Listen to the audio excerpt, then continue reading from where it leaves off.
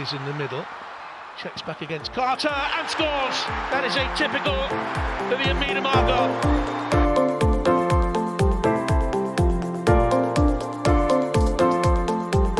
Quickly gets it back again. Oh, what a goal! Well, that sums up her season.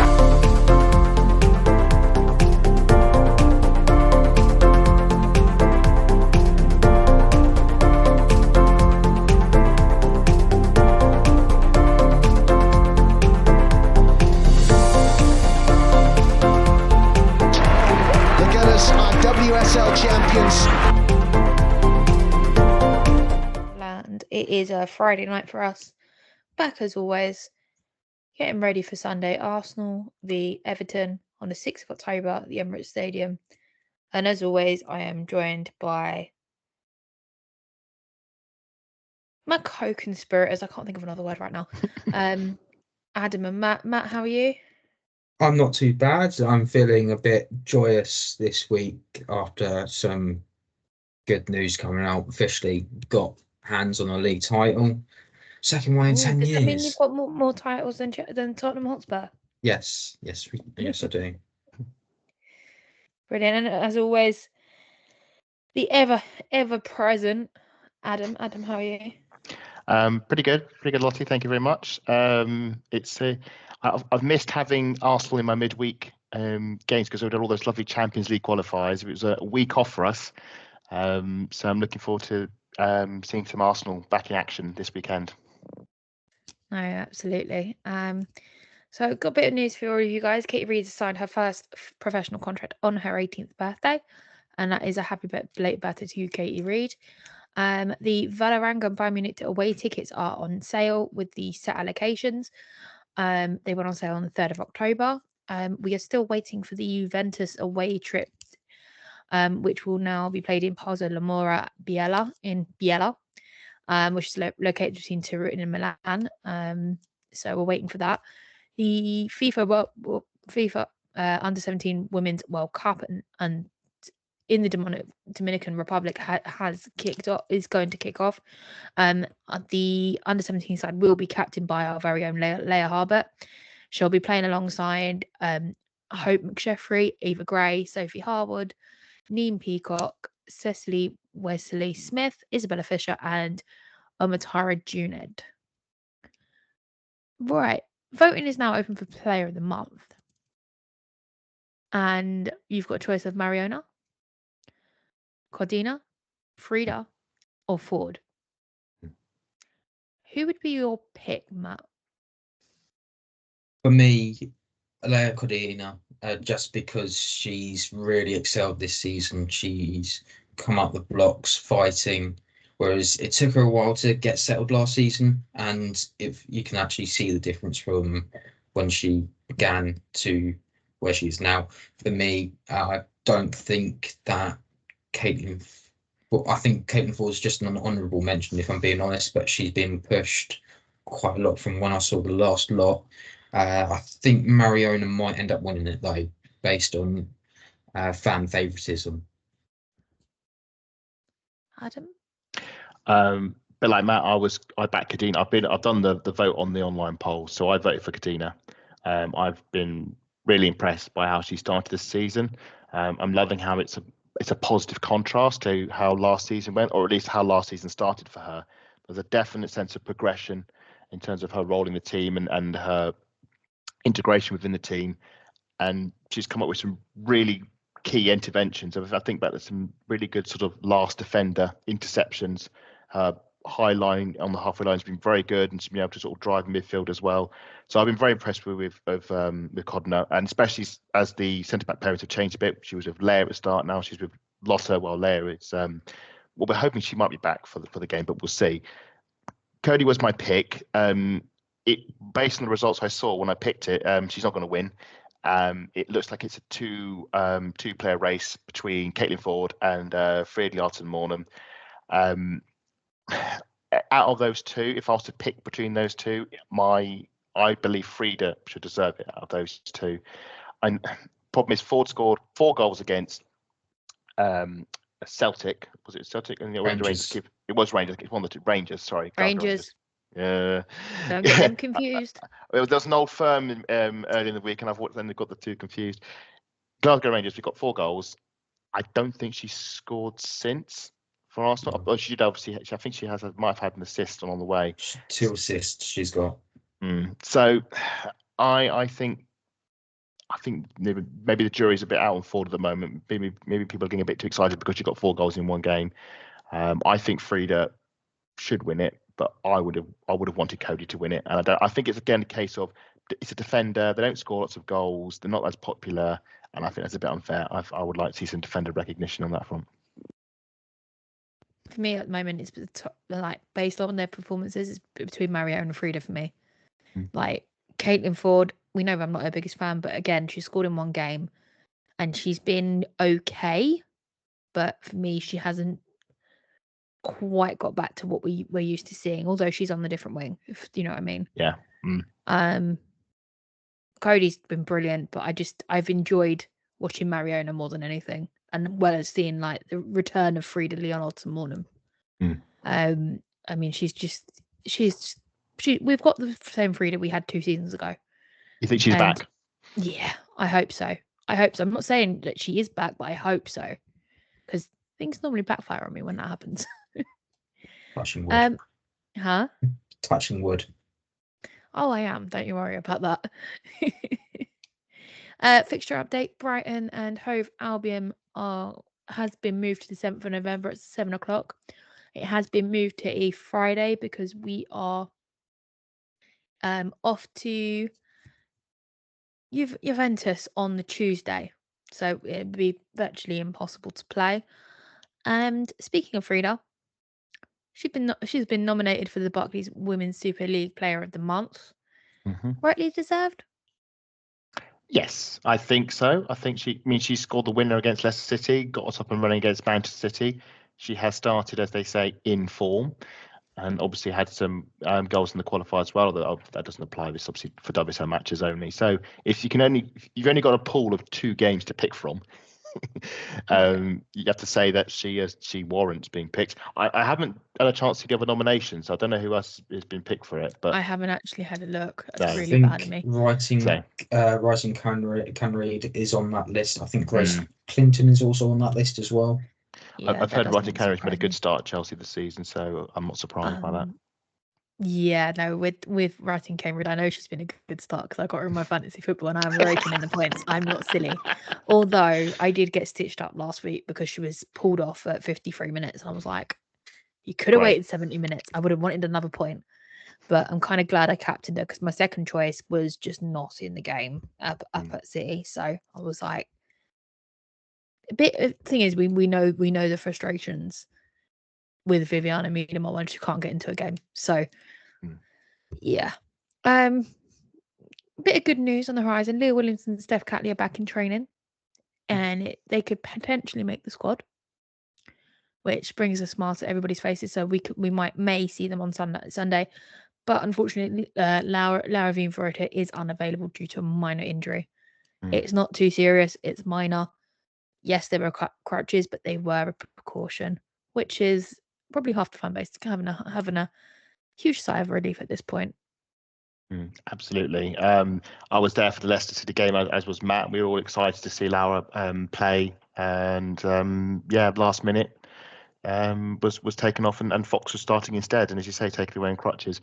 We were at a bit of a crucial point because we in a moment where Steph Catley and Laura Vienvoriter were both out, so we were basically down to our only fullbacks. Hence why we suddenly had Caitlin Ford operating as an emergency left back for the final 10 or 20 minutes or so at Leicester City, which I've said before, I don't think went well. It's really great to see Steph Catley back. That gives us a rotational option for Katie McCabe. I'm now jumping ahead slightly, but just on the top of Steph, I would be surprised if she started against Everton because I think Katie McCabe just needs some time off the pitch because I think we've played her into the ground, as we always do. So if Steph Catley comes in for this one, that'd be fantastic. And again, Leah Williamson, you want her in your team. Yeah, I think for Steph, I think it'll be a reduction of minutes for Katie, not completely in for the full 90. I think I could see them being subbed around in the game. Yeah. With Brian on the line, I think it might be a case that it will be stepping stones. We might see Katie taken off within like the 65th minute. And What, then Bayern? Steph comes for the Everton, and then Steph comes in on Sunday just to give her those minutes so that she can start to slowly build herself up. Okay. I think you're right, Matt. I think we all see minutes shared between the two, and I'm all for that because, like I said, as much as Katie McCabe, I think she's been doing okay so far this season at left back. You don't want to, as you maybe saw last season, you don't want to play these players into the ground. Matt, what was your Steph Catley? Do you think she's you don't think she'll start the weekend? Then you're saying? No, I don't think that. I think the big shock really is the fact that Laura's not been able to get her opportunity to play, because that game against Leicester, I think that was the best opportunity to rest Emily Fox. She's had a long summer, if you think about it as well. That's the concern, isn't it? Fox is we've only been playing Fox, and it's just where's that window of opportunity? And it's not going to be Everton, probably won't be Bayern Munich, probably won't be Chelsea. So you're looking further and further down the line, and all of a sudden you're playing Fox in so many games. I don't want to see Katie McCabe at right back again, but needs must at the moment. We don't know how Laura's injury is. It could be just a minor, small tweak. Have to wait and see. No, it could be. But you look further down that line, we've got Bayern, Chelsea, Valoranga, and then it's West Ham. She's got to wait till the 20th of October. I was like, I know it's like 2 weeks, but that's a lot of game time. Valoranga, if she's fit by Valoranga, I could see her playing. But we've got a lot of high stake games. We've got some high stake games that you just can't risk it. Is there something you're not telling me about Valoranga? I'm just saying that if you're saying when it comes to the games, the Valoranga home game, I've got my eye on for rotation. Thinking the likes of Kay could come in for that one potentially. I think the likes of players that haven't played, maybe like Katie Reid, she could play at centre back in that game. I think that's how that game will be used, given the quantity of games you've got around. You've got to pick your moments, like we did with Leicester City. Where can I afford to rotate some players in and keep some aces on the bench? And I think the Valoranga home game could be such a game. I wouldn't be surprised if Jonas has the board at the moment, because it was a nice little video that Steph Catley did. It was 9 games in. I'm trying to remember the number. It was something ridiculous. We've got 9 games roughly this month. Even might be even more. But I just imagine Jonas is picking, like, he's going through the calendar and just making slight changes to say. We've only got 5 games this month. That's a 5. Well, yeah. Yes, must be. Maybe next month. October. I can't remember the video. There was the video that Steph did today. Was that was out on social media. Was it 5 in 9? It might be 5 in 9 days then. Right. But there was a lot of games that were played, and you're saying that Jonas is basically saying game A, I'm going to put these players in. Game B, it'll be these players, and so forth. He'll probably be looking at that, and if there's any tweaks, he can go right. These are the tweaks I'll make. But Matt, I do apologise. It's 5 games between today and the 20th. Yeah. Yeah. But today being the 4th of October. Yeah, so there's a lot to get through, and we got through the big season definer one against BK Häcken, but there's an element of the season starts now, and it's not going to get any easier. There's a lot of critical games coming up now. Now that we're in the Champions League, which is great to say. The real hard work starts now. At least some of the players get a rest at the end of the month, though, with international break coming up. Yeah, hopefully none of our players get called up to international duty and they can have 2 weeks off. Yeah, before we jump into Jonas's non-Everton sort of presser and his comments, I want to just check in with our honorary Evertonian, Matt. Matt, what's Everton looking like for this weekend? It's not too bad. I mean, if you want the full report, I can give you the full report. I'll start with the press conference, because Brian Sorensen's a very interesting manager for very different reasons to how Jonas is interesting. Brian Sorensen, again, is very honest in his episode. Arsenal are well-coached side who are organised and are hard to play against. They are extremely good, talented in the squad, and key players who know the game super well. It's one of the toughest challenges you can face, and on top of that, it's at the Emirates. It's a big task, but as always, we prepare to go out there. We set the team up to get something out of the game and to win, not to defend for 90 minutes. That's not our identity and not what we want to do. We know it's extremely tough, so we need to click and be ready for the task. The first game of the season, for whatever reason, not an Everton team. We showcased against Manchester United what we're about, and I'm confident we can go to the Emirates and showcase our best. So he's also mentioned about the injuries. So we haven't had an ACL injury in 3 years now, and now we have 2 in a week, referring to Aurora Ghali, also known affectionately by the fans, Yaya Ghali, and Gabaro. Yeah, I'm trying to read my notes at the same time. We hadn't. The reason we got hurt a bit more is because our squad is so little and it impacts what we can bring off the bench. We're working super hard every day to make sure these things don't happen. In Imma's case, we was really cautious with her minutes because she's a player coming from another league and adapting into it. To see her go down like that in what I call a freak injury, where she gets the push and lands wrong, that's nothing to do with fatigue. It's 10 minutes into a game, so it's really bad luck. It is a big blow, but there's nothing we can do about it. We just have to look forward with the squad and make sure we can keep them as healthy as we can. So it's not just the big teams getting the issues with the ACLs. There are Everton and the other teams in the WSL, and especially in the Championship and lower down the leagues, where you'll see the GoFundMes and things like that about the ACL injuries. It is a bit of a problem. But just to backtrack, Everton, first week of the season away to Brighton, they lose 4-0. At 1-0, they lost the ball by playing out from the back. At 2-0, it was a quick transition. They failed to mark the players and closed down as well. The third one was a penalty which Fran Kirby scored, and the fourth one they gave position away in the high line, something that potentially Arsenal can look at the Emirates because of how wide the pitch is. Just interrupt you there? What did we think of? Is her name Kiko Sake? The player that got the hat trick. What do we think? On the Brighton player. Yeah, exciting new talent. Very exciting. I think it was down that she was the first WSL player to score a hat trick on her debut, I think it was. Yeah. So for anybody who triple captained her on the first game of the season for their fantasy team is going to be rolling in it.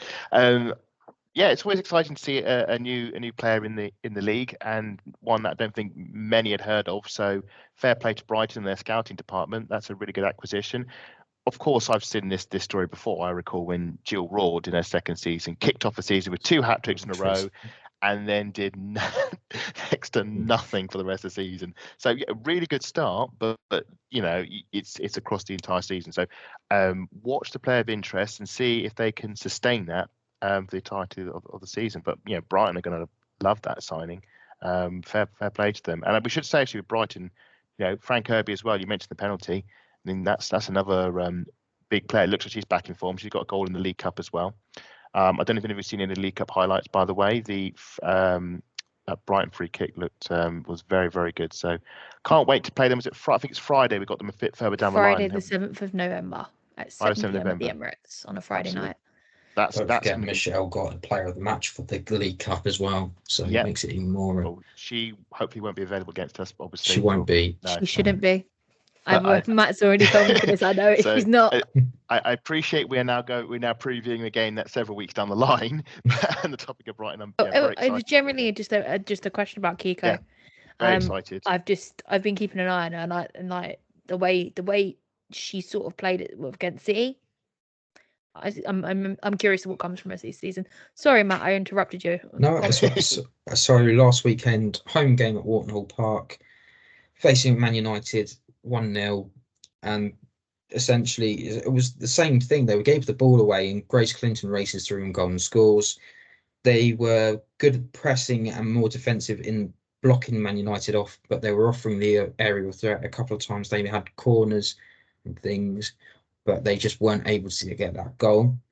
And then in the League Cup, that was this Wednesday, draw against Newcastle 1-0, and then winning on penalties. Yes, I've with seen one of them having to be retaken. So Courtney Brosnan actually saving 4 penalties in that shootout. But Newcastle's goal comes from former Man City player Demi Stokes, and she scores from a low cross across the box. The defender, I'm not too sure who was trying to defend her, but she's marking her, but Stokes gets there first, and that's how Stokes scored. Everton scored their first goal of the season officially from a cross, but that was bundled in by Emma Bissell. It's so Everton aren't really in a good form going into this. The fact that they've lost Yaya Gale, Emma Gabero, Melissa Laurie is out with a fractured elbow, Karen Holmgard is also not available. They've actually had to recall Macy Settle from Blackburn Rovers because of how light they are in midfield. She's 17 years old, I think. Everton keep falling into this though, because last season they had like really bad injuries, didn't they? They had a really bad injury run, and it's one of the reasons why Katrina Mollakul got quite a lot of game time, and it worked quite well for her. Became a key part of their team the second half of the season, but they keep having these injury issues. Now, how big do they have like a light squad? Because I think back to when Joe Montemurro was the Arsenal manager, and he was all like, "Oh, I have a small squad, a tight squad," and we had a lot of injuries, and then he had like 3 subs on the bench, and 2 of them are goalkeepers. How many players are out at the moment for Everton? So I worked it out as 4. 4 players out, but their squad size is 26. So even without the injuries, that's 22 players. So I just think that one of the problems is that they've been, because of the ownership issues and things like that, and hopefully it all goes through, because it will mean that essentially the person that's running AS Roma at the moment, who's done fantastic work with the women's side, could potentially be doing the same with this Everton side, which means they will be fighting for Champions League season after season, potentially being more of what they used to be in the early 2010s, actually fighting for league titles and trophies. Do you think that Everton could? I know that they're sort of loitering sort of mid to low table, but if this takeover goes through, that they're bringing in some. Is this so? The person this is Roma. This is the Friedkin owner. Friedkin owner. Friedkin. It's not. You're making me blush, by the way. The thing is, do you remember that previous seasons, like Champions League football, when we were just talking in general? Obviously away from the pod, just us 3. We were talking about how well Roma have been doing, and I think it would be really interesting if that person could bring that to Everton, because it would turn the table upside down on its head. You'd have to open more European spots. Well, this when it's more competitive, and I mean, it's going to be even. I think we keep saying, "Oh, this year's going to be really competitive." I think it's only going to get better in future seasons if people are investing and going the way they're going. You can look to teams as well, like Newcastle, when they come up. They're not going to just settle for a relegation battle. They want to be sustainable, and then they'll go and want to push for Europe and things like that, which is where UEFA have sort of helped themselves out by saying, right, okay, we've heard your complaints from last season, there's no second competition, etc. Maybe further down the line, they'll bring a third competition in as well, because they'll see that there's huge... I think that third competition's a long way off, because our league will have to expand. Yeah. I don't think it. No, 16? No. We're 12. We're on 12 at the moment. 12 is not enough. You go to 14. You go to 16, possibly. Because where I got 16 from. Sorry, guys. Sorry, Matt. Because I'm not clued up in this. So the Friedkin ownership, they are the owners of Roma at the moment. So they'll become like a portfolio. So they'll have Roma, and then also an Everton as well. Yes. So similar to how the Man City group have like Melbourne City, they have New York City as well, and they have teams all over the place like Girona as well. It's interesting. I mean, Everton sort of had a bit of a false dawn a few seasons ago when they did go, we're going to go for the Champions League, and they invested big, and it all went very, very, very, very, very badly wrong. And anyone who knows, if anybody transfers, if you buy a huge quantity of players in one window, it never works. And this one didn't work. Obviously, I don't want to see clubs go out of business. I want to see the women's clubs respected. We don't want to see Notts Counties and Reading. So if this deal goes through and Everton get the support they need and they can push up the table, be more competitive, that's fantastic. It does raise the issue of European spaces, because we're going to end up in a situation where there are high quality teams not making it into Europe. Now, the whole thing about the secondary competition is not to add extra European spaces. It's a safety net for the teams that don't make it through the qualifiers. So I think it'll still be the top 3 going to Europe. It's just like if you do, say, a PSG or what Manchester United did last season, you'll drop into like a Europa League sort of situation. I agree with Lottie. I mean, the league needs expanding. It's too small for what it needs, and it needs greater jeopardy and relegation. It needs more teams. But then the flip side is you've got more games, and we're already complaining that there's too many games for the women's footballers to play. So you kind of almost hypocritical saying, well, we want less games, but we want more teams. So in what is quite a packed schedule. The thing is, you've got to learn to balance it, and that's the problem. Yeah, that is what we're waiting to see the new owners of the WSL. Well, they haven't coated themselves in glory this week. Well, let's be honest, they're not even transparent. No. On what they're saying. So I don't know. Just on this, I think what we'll see is potentially talking about potentially seeing. No, sorry, the thought's gone. Oh, never mind. Move on. No worries. That's absolutely fine. Is there anything else about Everton we need to know? I think we're going to see a very competitive team. Tony Payne just come in from Sevilla. She's essentially going to be one of the players to look out for. I think Justine Van Havermaet has made fantastic efforts. She was playing most of the time at centre back, although she's a centre midfielder. So any shout out to the back line at all? Because I'm going to do it myself. Megan Finnegan is That's the player that I think a lot of Everton fans have a lot of time for, and I think there's a little bit of an issue where you think she could potentially be playing for England, but because she's not a big name or at a bigger club, should I say, she hasn't had that opportunity. A bit similar to Gabby George. Gabby George hasn't had that. She was fantastic for Everton by the time that she was on there, but she didn't. Had she got consistent minutes and not got that OCL last season, I would imagine that Gabby George would have been consistent left back choice for Serena Weimann last season. No, completely agreed. But she's got this season to prove it, and hopefully she'll be going to the Euros. Whether she'll play or not is a very different story. Yeah, back to Jonas's presser. It was a bit weird. It wasn't based on Everton. All anyone wanted to talk about was Chelsea's game cancellation. I think Jonas got asked about who's playing on Sunday, and he flipped it straight back on the journalist, asking which 16 teams are playing on Sunday. The 3 English teams are definitely scheduled to play on Sunday. And Chelsea is scheduled to play Tuesday, which was a 50-50 chance they could play on that Tuesday. And they apparently they've had this information as a possibility. Yeah. And he doesn't really criticize the club directly. No. But it's the fans that he feels sorry for. Absolutely. We're the backbone of any football club. None of us turn up, you're finished. I mean, lockdown showed that, didn't it? The lockdown season. I mean, like I said, I've been watching back some of the games. They're awful. Awful. It's not good enough, and it's a waste of time, people's time and money. Yeah. Like, for example, if they cancelled the Juve game like 5 days before, I'd be going insane because I booked leave, I booked flights, I booked hotels. Do you know what I mean? And it's. I mean, I can talk about the on this. We spoke about the Brighton game earlier in the pod, talking about the fact it's been rescheduled. That's inconvenienced a lot of people. Yeah. The fact that it's been such short notice. I mean, it's happened now. I'm wondering. Got no evidence, but I'm wondering if that's been rescheduled after what's happened 4 weeks for me is enough time. But when you've got as much notice as, say, United fans and Chelsea fans who've plotted to go up to Manchester for this game. Oh no, it's in Chelsea. It's at Chelsea. It was at. Is it at Kings Meadow? My bad. Kings Meadow. So it's a local game for Manchester United fans.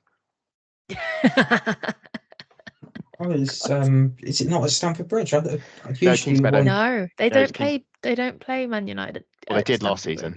They did last season. I think Lauren James might have got a hat trick in that one. But this one was at Kings Meadow, and it was down to be a sellout. Okay. So it would have been a really good game. It would have been live on the Sky. It was a Sky pick, and it's gone. It's been. I mean, we don't know where it's going to be played now. That's another thing Jonas put in the fixture. We now got a game that's floating around that's going to clog up somewhere else in the system. So that's going to be inconvenient. Oh no, exactly. It's going to be more inconvenient to Chelsea than anybody else because Chelsea are going to have all their cup games plus Champions League. Yeah. Whereas Man United are managing without one less competition, and I think it will be more accommodating for them than it will be Chelsea. And they might be in a better place to play it, form wise and so forth. They might be in a good place to Personally, play the I game. think the person who's put these pictures together, I've got to agree with Jonas here. It's amateur behaviour, like not having a proactive plan in place if this happened. We tried to first season. Sorry, Adam, I'll just be quick about this. The North London derby at the Emirates, it was originally scheduled for a Sunday and it was cancelled because of the COVID situation with Tottenham. And you could tell that had some effects because of the way the team had to go out and win these games. If you're in the middle of a title challenge, if this game gets scheduled in the middle of the title challenge, let's say it's still a three-way tie between City, Chelsea and Arsenal, that is a huge issue in itself because it's going to inconvenience Chelsea. It's going to inconvenience the broadcasting rights as well because someone's going to have to turn around and go, well, hold on, we've still got that. YouTube can't show it. BBC can't show it. Sky have got it. We got to sort this all out.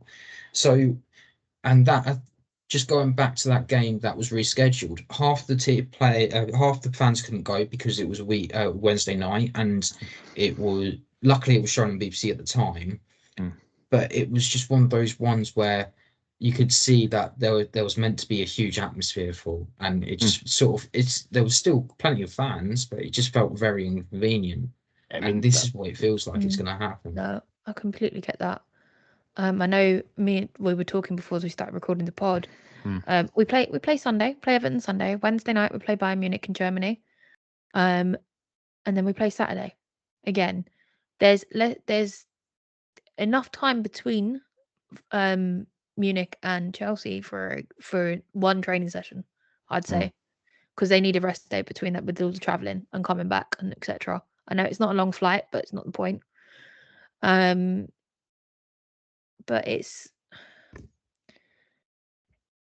does it put Chelsea at an advantage to us? Yes. It gives. Well, the thing is, going into our game. I know we're meant to be previewing Everton, but they didn't talk about the Everton game. No, this is all they were talking about. The way I sort of see it is, I think we spoke about this on the previous pod, but we've got Chelsea the weekend after. Chelsea and Arsenal both play in Europe midweek. Just Chelsea happen to have the game a day before us. So in that sense, it's sort of immaterial. The problem is obviously more that Chelsea are going to go into their Champions League game fresher than we are going to against Bayern Munich. I think after let's say that Chelsea had their Champions League game cancelled, I'll go, yeah, it's unfair. I think the fact that we still got a game, we both got a game beforehand, and I think if we can play Everton and win in and I hate to say it, a Leicester City style, it will probably mitigate against that issue. Please don't torture me with those short corners. Yeah, exactly. I thought my internet was broken. Don't say that to me, please. But the flip side is, if the game had gone ahead, and let's say it had gone ahead at a decent time, you could argue Arsenal being an advantage because, say it we like about Manchester United, that would have been a tough game for Chelsea, and then it would have a Champions League game.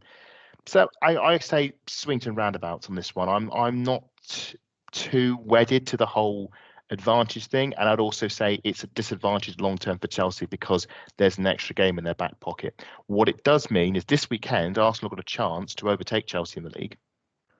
And then if we can then win again at the weekend, suddenly we've got a decent gap, and obviously Chelsea got the game in hand, but it won't be enough to catch up. Suddenly, your Chelsea are going to potentially tumble down the table because of this.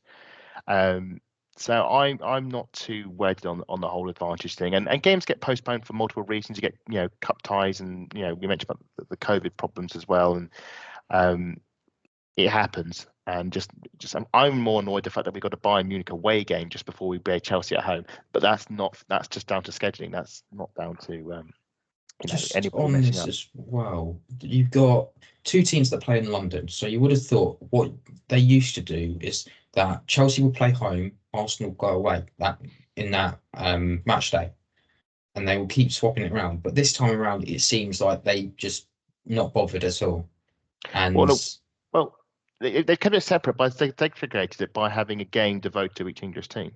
That's the way it's been done. So, yeah, the problem is England are the only team to have 3 teams from their country in the group stage. Not even Spain hasn't. It's like the first time ever. Yeah, as well. But Spain haven't managed that. Germany haven't managed that. France haven't managed that, and they're above us in the coefficient. So that's one thing as well, is that if we do well enough this time around, if we can beat the Lyons and I think Lyon's the only one this time. Lyon is the only French team in the Champions League this season. Germany have got, I think, beat 1, and Spain have got 2. They've got 2, Munich and Wolfsburg. There you go. So 2 for Germany. Sorry. If we overtake France in the coefficient rankings offensively, we can. I think it's the first 2 go straight in. No, so Germany are 3rd. So we're 4th. Germany are 3rd. Spain are 2nd. France are 1st. So if we get in the top 3, then it is, if you win your league, you're guaranteed to be in the top. The reason Chelsea are getting in is because the league champions are also winning the Champions League. Yeah. So then Chelsea are getting the automatic place by default. You're right, Matt. If we were to get into top 3, then it doesn't matter. We'd have a place in. And that's what Jonas was sort of saying in the press conference about how we would benefit long term if we improve our coefficient. And having 3 teams in is great. If we get them all through into the knockout rounds, we're laughing. Yeah, I think Jonas said it was amateurish, wasn't it? Is how he put it. Just a whole debacle. None of the other teams in Europe have had this issue. And this is one of the key things he raises. He says that the whole thing about when did teams play? England are the only team that England are the only country or league that had teams that were playing on the Sunday. All the other leagues had arranged their fixtures so that the competitors in the Champions League would have enough rest going into and after the competition. Certainly just questioning, does the league genuinely care about English teams in the Champions League? And there was a reporter who raised it, and he had a very controversial take. I don't know if we'll get onto it, but one of the things he raised, and he's probably correct, is that on the men's side, it's probably the same as well. That there's never really been, because there's this focus on our league being the best, I don't think we have enough care for the rest. Well, and with the men's, it's accommodating. That is the difference. And they have more games. Yeah. So why are you not accommodating the women's? I just think it's things like this. I think we have this idea of also the winter break is a massive factor. They have 4 weeks off. Yes, they need that. Hold my hands up to that. Look at the men's. They're playing Boxing Day. I think at some point that winter break is going to be eaten into because the fixture getting too compressed. It's going to be shrunk. It's going to have to. It's the only way anything's going to be done. If they cut it down to 2 weeks, I think that helps a lot. It would help massively in the Champions League situation. Yeah. Well, for the teams who do qualify for Europe. But then you look at the rest of the league, is there enough games for them to fill that week's up? It's whether you move, let's say, some of the midweek League Cup ties onto the weekends. I mean, that's the other thing, is the reason Chelsea couldn't move onto the Friday is because Manchester United were playing Liverpool midweek.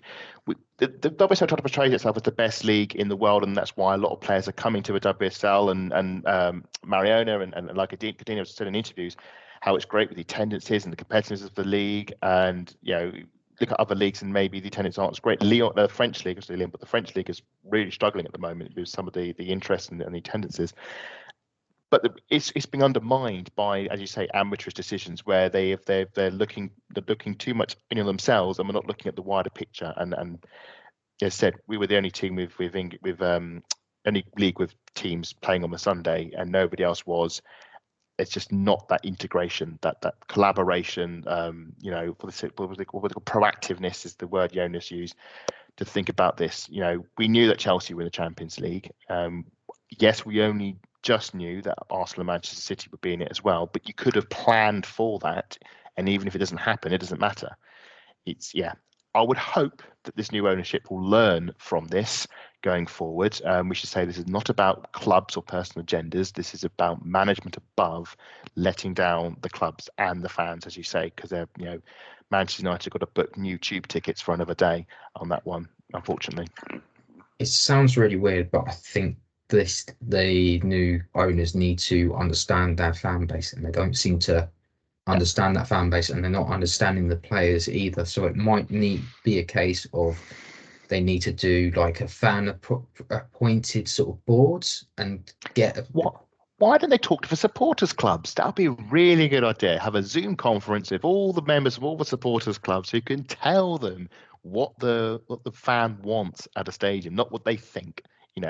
Get genuine input from genuine fans who can tell them these are the issues in the league, whether it be the fan experience, whether it be the player welfare, whether it be the fixture arrangement. I mean, when you talk about fixtures, the fact that TV picks get done so late in the day that we're having to not even just with this cancellation, but other you see on social media all the time. But we've only just now found out that our game's been moved to the Sunday or to the Friday.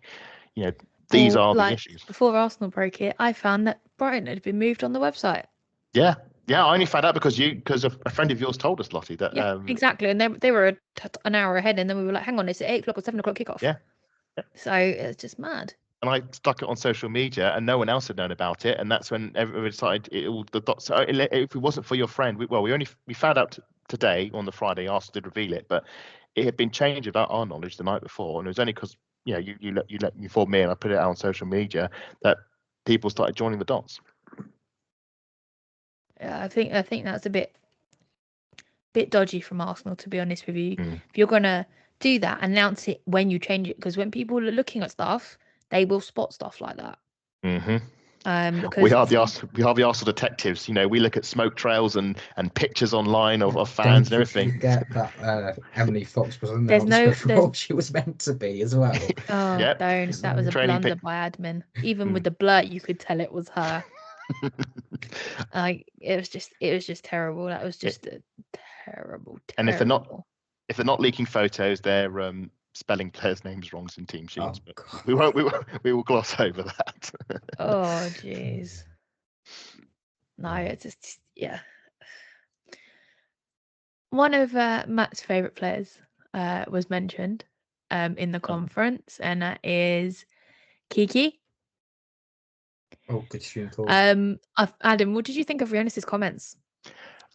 Yes. On her position play. So he sees her as a combination between a 10 and a 6 almost.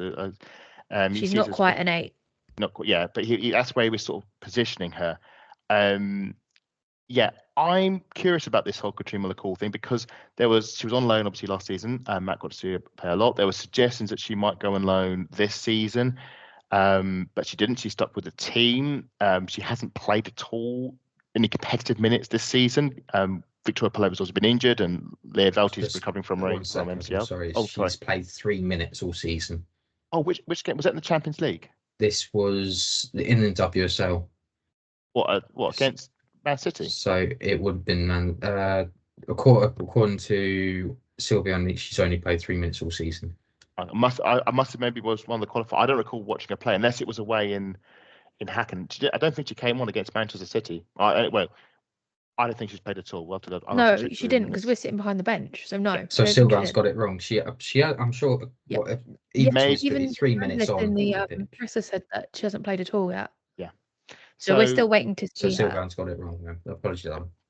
Anyway, I think she's a very talented player, but I thought with Leah Velti out with her MCL, she's come back in the team now, and Victoria Peleva out for ACL.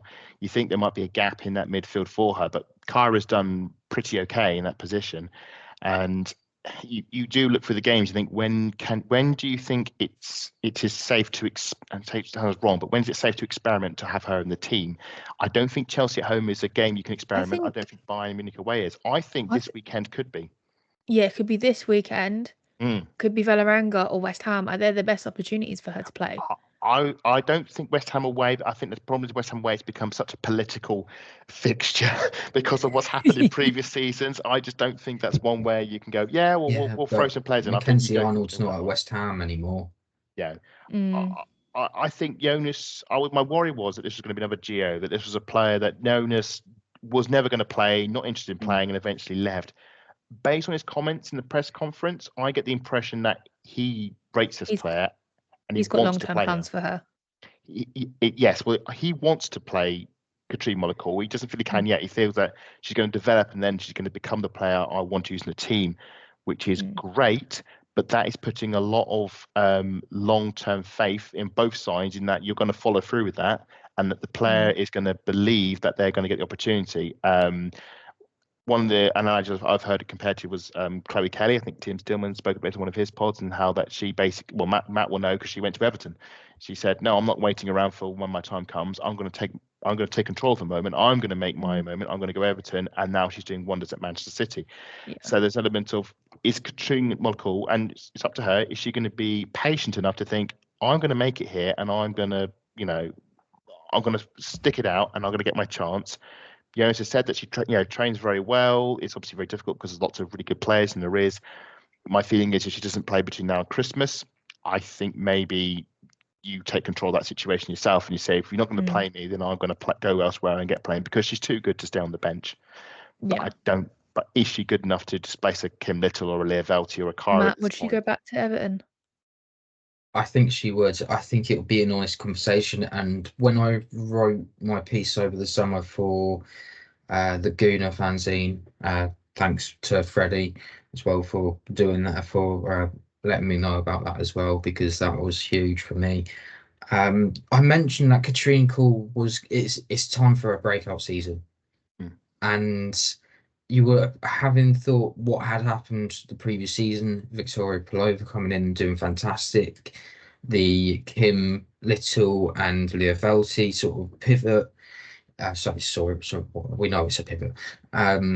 It's at times it's unbreakable, and it's how do you break it? Well, if you look towards the future, you'd probably say right now Katrine Cole and Kyra Cross are the pivot, and then you'd probably say Vic is the attacking midfielder, or Frida, depending on how you see it, or you see Victoria and Kyra, and then Frida as the centre mid, that's the attacking midfielder, depending on how your views. It is make or break, and she needs to get the minutes. It's important that she does, because if she doesn't, she's going to have a long consideration. Gio's already made that consideration that she needed to get out of there. It would be heartbreaking to see, because it would probably hurt a lot of fans, in my opinion, because she's got such a high potential. She's got a high ceiling. Even her previous coach has said that she's got a higher ceiling than Pernille Harder, and you can't get much more praise than that. And you're not really seeing that unless there's huge injuries. So you're probably looking at Katrine Cole as probably waiting on an injury at the moment instead of waiting on squad rotation. I'm currently touching wood. Don't say that. I don't want it to happen. No, touching wood and things like that, you don't want it to happen. But with how Kim is at the moment, it's very 50-50. You don't know what's going to happen. Leah Velti's just come back from an injury as well. Just want to stay on that one, Matt, so quickly. We were on about that statistic. She played in the Rangers game. Okay. She came on for Mariona Caldente with about 3 minutes to go. That's all she's played this season. Not the WSL, but in the qualifiers. That's where she played her games. Minutes. Okay, yeah. So 0, I think, must have been referencing 0 minutes WSL wise. So do we think that Jonas is preparing for the one thing we don't want to happen, and Katrine could be a very key part of that? I think he has to be. I think you, at this point in time, when you look at that midfield, if you're not now, you should be, I think. And you think you either think we'll just say, for people, just not dance on the subject, when Kim Little doesn't play for Arsenal anymore, it's going to happen, because no one plays forever. We've got to be in a position, as I said before, where it's not a culture shock. It's not the equivalent of jumping outside into a snowy field without any shoes on. We've got to be in a position where we transition fluently away from Kim Little, and either that is having her phased out the team, or we have somebody lined up who can just jump straight in. Now, either Jonas does that by buying someone he knows is going to be of that quality, and let's be frank, Kim Little is such a good player. There's not going to be many players who can play that Kim Little way. So find somebody who can play the same way as Kim Little, and they can just carry on the legacy, or you find a different way of playing, That means that to accommodate the fact that you haven't got Kim Little in your team anymore. Or I think what Jonas might do is identify a young protege and think, you're going to be my next Kim Little, learn off her, watch what she does from the bench, watch how she plays, and then the mantle will be passed on to you when she departs. And I think we've seen that with, say, Kyra Cooney-Cross and Leah Velti. We see a lot with Leah Velti. She's doing a lot of work with Kyra. Jonas mentioned in his press conference about how she's watching the game a lot, and they're working with her a lot on that as well. And I think maybe you're putting your chips on maybe Katrina Monacourt to do the same. That being said, it's also an investment of trust, because you've got to trust the fact that she's willing to ride out that journey and not decide to, as we may be suggesting, think, no, sod this, I'm going to Everton in the new year, and then suddenly all your plans of growing this player that's going to take over is gone. And all of a sudden you've got to think, well, who's left? I've got to get someone else in now, and I've got to start from square one. It's a very difficult process. It's going to happen. It's a ticking time bomb, and we won't know what the right decision is or was until the moment happens, and then only then we'll look back and realise what the actual obvious answer was in the first place.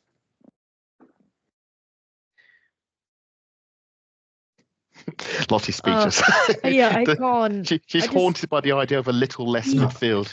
Yeah, I mean, I played my fantasy football team after this year, so it's just like I can't imagine an Arsenal without Kim, and it's just really difficult. I can, because we'd a spell without her for a few years when she went over to Australia and in America. So I have seen that Arsenal. I wasn't watching then, so I got that excuse. Yeah, I know. It's a bit like what Matt also says. You can't appreciate Kimmy Little to the maximum until you've watched her live in the Emirates Stadium or at Meadow Park. Yeah, and she's just magic to watch. And you appreciate her more when she's not playing, as we saw at Leicester City. We saw a midfield like Kim Little. It wasn't a good watch, but that's something we've got to embrace. I think something we did struggle with for me, this is going to become really bad. There was no leadership on that field. Yeah. Just no leadership. I'm sorry, Katie, but there just wasn't anything there for me. That's a bit bizarre as well, considering that you think about how many international captains the squad has as well. We've got Leah Velti as well. We've got Katie. I think Frida's in the captaincy from Norway. I don't think she's the current captain. I think she's one of the in that captaincy group at the moment. I'm not too sure on that.